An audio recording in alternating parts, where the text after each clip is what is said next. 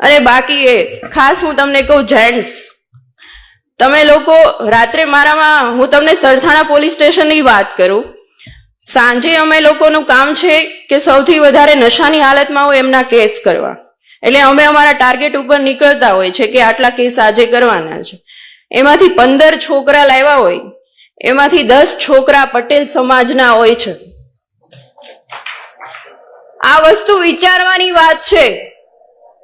મને જોઈને બહુ દુઃખ થાય છે કે અને પછી તમે હાથ જોડો છો આવીને કે સાહેબ તમે તો પટેલ છો, તમે તો સમજો. મને કોઈક આવું કે ને એટલે મને વધારે ગુસ્સો આવે છે. અને હું એમ કહું છું, એને કોઈ પણની ભલામણ આવે, પણ મારા પટેલ સમાજને તમારે છોડવાનો નથી. એક રાતી અંદર લોકઅપમાં રહેશે ને તો એને ખ્યાલ આવશે કે આ વસ્તુ ન કરાય. ખૂબ વિચારવાની વાત છે. મારે મતલબ અત્યારે સમાજના તમામ વ્યક્તિ બેઠા છે એટલે હું કહેવા માંગુ છું કે આ વસ્તુ વિચારવાની વાત છે. શું કામ આવું કરો છો? તમારી પાસે પૈસા છે તો સારી જગ્યાએ વાપરો ને. અને જે સાયબર ફ્રોડના કેસ આવે છે એમાં 50% પટેલ સમાજ હોય છે. શું કામ આવડા રસ્તે ચડો છો?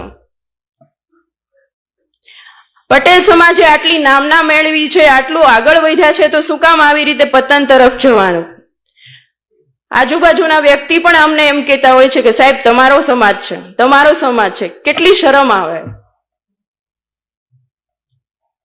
એટલે થોડુંક વિચારવાની વાત છે. અને સ્ત્રી બાબતે તો મારે કંઈ કહેવાનું વધારે રહેતું નથી. સ્ત્રી એટલે વાત્સલ્ય, સ્ત્રી એટલે કરુણતા, અને સ્ત્રી એટલે મહાકાળી, અને સ્ત્રી એ જ મહાદુર્ગા.